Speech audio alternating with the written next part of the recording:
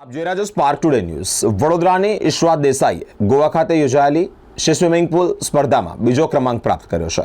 C swimming pool સ્પર્ધા Goa activate crown 2025 દ્વારા છેલ્લા ઘણા વર્ષોથી સ્પર્ધાનું આયોજન કરવામાં આવ્યું છે। આ સ્પર્ધા સી સ્વિમિંગ સ્પર્ધાનો અર્થ સી સ્વિમિંગ કોમ્પિટિશન થાય।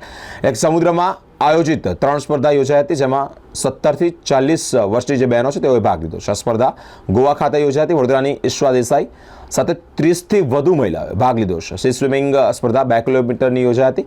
વડોદરાની ઈશ્વા દેસાઈએ સ્પર્ધકોને પાછળ રાખી બીજો ક્રમાંક મેળવ્યો છે। ત્યારે તેને ટ્રોફી પણ એનાયત કરવામાં આવી છે। સાથે જ ઈશ્વર દેસાઈ વડોદરા મહાનગરપાલિકાના સિનિયર કોચ આકાશ મોદીનો શ્રેય આપ્યો છે।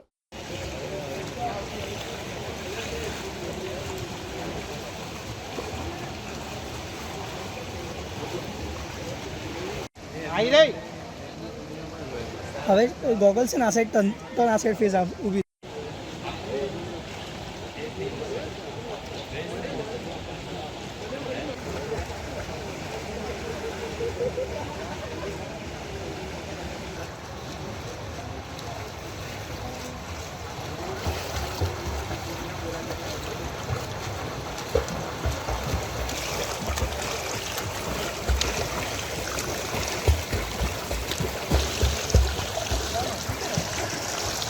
Basically national level C swimming competition હતી જે ગોવામાં થઈ હતી અને ઓલ ઓવર ઇન્ડિયાથી બધા લોકો આવ્યા હતા।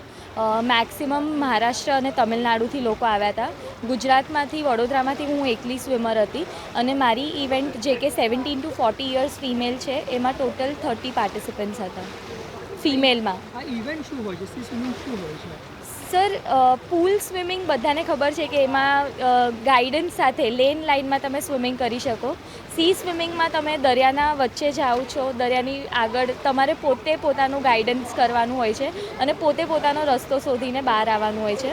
એના પહેલાં એક દિવસ પહેલાં એક ટ્રેનિંગ જેવું હોય છે જેમાં અમને ડાયરેક્શન સમજાવવામાં આવે છે કે કઈ સાઈડ કઈ રીતે જવાનું અને પછી એ જ રીતે તમારે પાણીમાં જઈને બહાર આવવાનું રહે છે અને એમાં અલગ અલગ મીટર્સ હોય છે। ફોર એક્ઝામ્પલ સ્વિમિંગ પુલમાં મેક્સિમમ 1500 મીટર્સ સુધી તમારું ઓલિમ્પિક ડિસ્ટન્સ છે, પણ સી સ્વિમિંગમાં 1 કિલોમીટર, 2 કિલોમીટર્સ, 5 કિલોમીટર્સ અને 10 કિલોમીટર્સ એવી રીતનું રહે છે।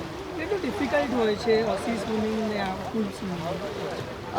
ડિફિકલ્ટી લેવલમાં તો એટલું કહીશ સર કે દરિયાની વચ્ચે તમને કોઈ છોડી દે ને તમને કહે કે હવે કિનારો શોધો તો એ ડિફિકલ્ટી લેવલ રહે છે, કારણ કે મારા જેવા વ્યક્તિ જેને ચશ્મા છે અને they can't see the shore શોર, તો એ આમ તેમ ફરતા ફરતા ડિરેક્શન શોધે તો એ થોડું ડિફિકલ્ટ રહે છે।